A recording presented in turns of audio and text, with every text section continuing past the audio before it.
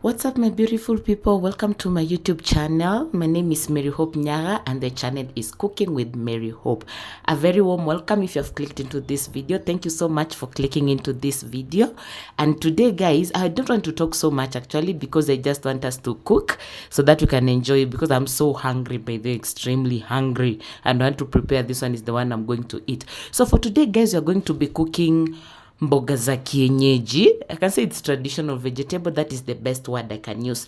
So, like the ones I have here, I have varieties of them. Not so much, but I have around three of them. Like this one here, it is called Kunde. I don't know how it is called in English. Maybe you can tell me on the comment section how it is called in English.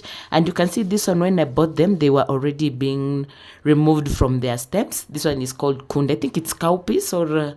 maybe I'll confirm. I'll have to confirm with that. And then this one is Managu also. Yes, this is the one also. It is a traditional vegetable. I don't know how they're being called in English. If you know, maybe kindly please tell me in the comment section. Then I have pumpkin leaves.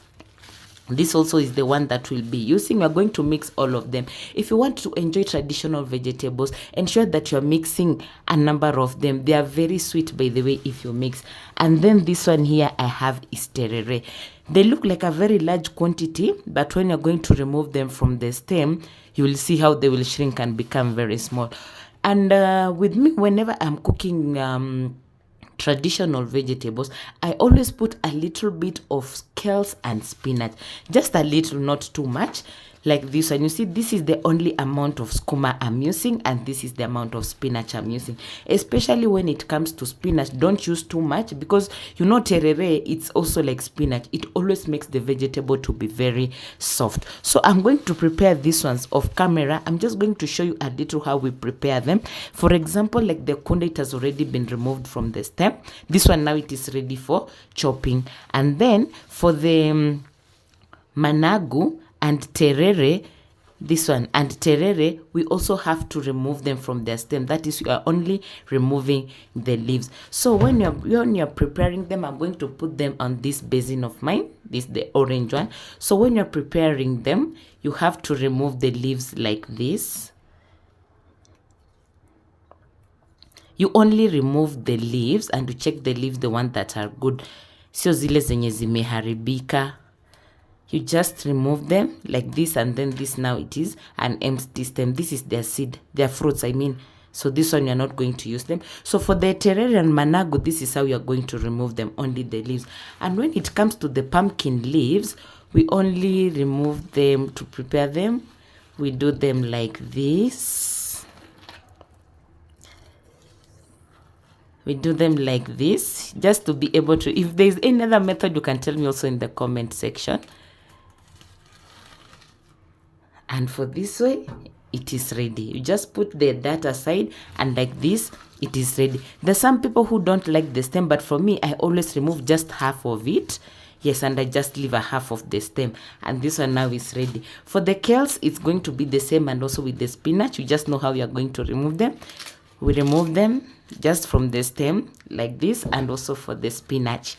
This is the way we prepare them. So I'm going to prepare the whole of this one, and then I'm going to chop them off camera. For chopping the vegetables, we'll start by washing them.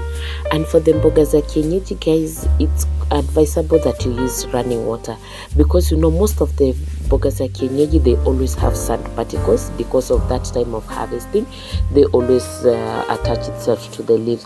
So it is advisable on using running water in order to wash the vegetables. So on washing the vegetables, ensure that you wash them as you can see from the video, as the way you can see me doing them. And if you don't have running water, ensure that you use either a large basin or cooking pot, or just the basin or the cooking pot that you're using to wash the vegetables. Ensure it is of a large surface area. Then use a lot of water. Ensure that you submerge whole of the vegetables inside the water as you remove them and put them in another clean tray or in another clean basin. Either way, that is if you are not using running water. It is good that way, because you can be able to wash them nicely and remove excess sand. Because you know, for traditional vegetables, some of them might be having a lot of sun. So this is the first round that I'm washing them. Now let us wash them the second round. And on washing them the second round, we're just going to repeat the same way as the first round. We just wash them nicely. As you check the water, ensure that your water is not that much dark colored because of the sand particles. And also at that time when you are preparing them, you also have to check to see if they have a lot of sand or not. Like mine, they didn't have a lot of sand, so I'm only going to wash them twice.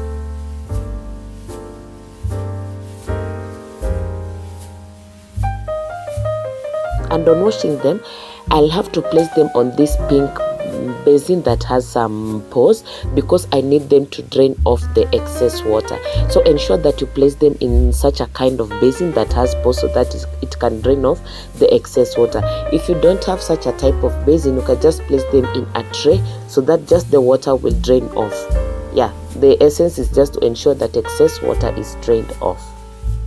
And then you're going to place it just in a place that it's going to drain off the excess water, and then now this one is ready to be chopped.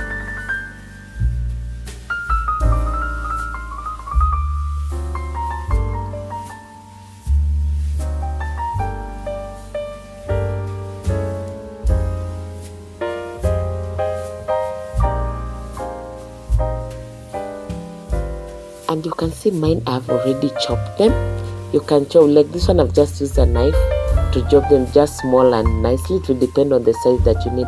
Then I've placed them on my pink basin, and I've placed them in the green plastic tray in order they can drain off the excess water. The next step, we are going to simmer the vegetables. We are going to place them on this cooking pot. Don't add any water.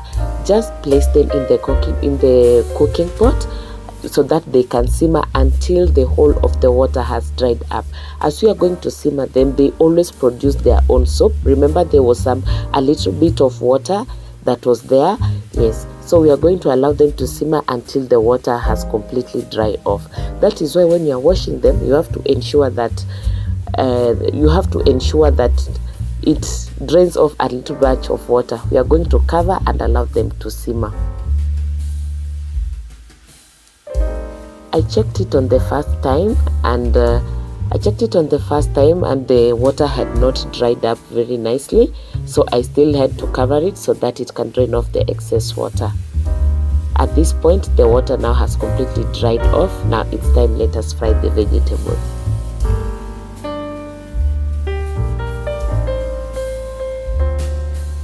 So I've already placed my cooking oil. It is preheating, and on cooking the Kienyeji vegetables, we are not going to use so much ingredients. It's only onions, and for this one I used 2 medium-sized onions and 2 medium-sized tomato and the vegetable cooking oil. So we start by frying the onions, which we are going to place it inside the cooking pot. Yes, and then we are going to start to ensure that the onions are fully covered with oil.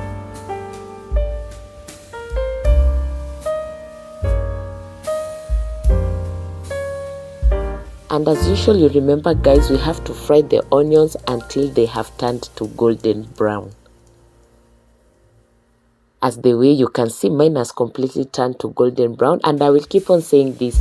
This is because when you cook your onions until they have turned to golden brown, it's going to give a very nice taste. Ensure that you cook your onions until they have turned to golden brown. Then we are going to place in the tomatoes. We stir them nicely to ensure that they have mixed up so well. Add just a little amount of water. We cover it so that the tomato can cook so well and become soft. This is going to take around 2 to 3 minutes. After the 2 to 3 minutes, you can see that my tomatoes, they have cooked so well, and they have given out a very nice paste. I forgot, this is the point whereby you're going to put in salt. I forgot to put salt. So if you're cooking, ensure this is the point whereby you put salt, stir well, and then you put in the vegetables as from the video.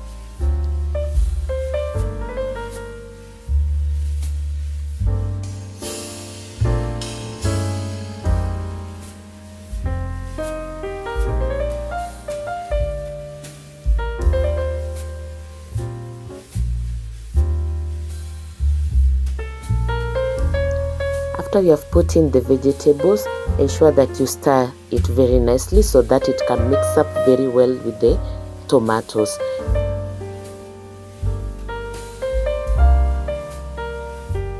And as for me, at this point that's when I remembered I had not put salt, so I put salt at this point. But remember, when the tomatoes they have cooked so well, that is when you are going to put in the salt to taste.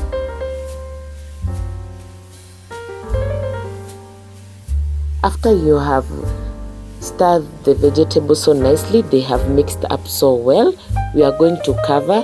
If you're someone who likes soup, this is the point whereby you are going to put in soup. So if you're someone who likes soup, put the soup. And you can see for mine, I had to lower the heat to medium or low depending on the type of cooking of the cooker you are using. Then I'm going to cover and allow it to simmer for 4 minutes. 4 to 5 minutes, it's okay. And at this point, my vegetable is very much ready. Yes, this one is very much ready. It has cooked so well. We allow it to cook and then we serve.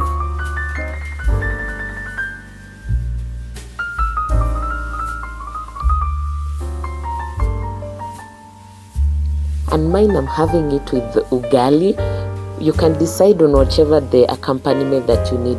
You can use beef, fish, chicken, eggs. You can just decide any that you want, but for me, I just had to use it with ugali. If you have watched up to this point, guys, thank you so much. I really appreciate. I humbly ask of you, don't forget to hit the subscription button. This will enable our community to grow. Thank you so much, and I really appreciate. Bye.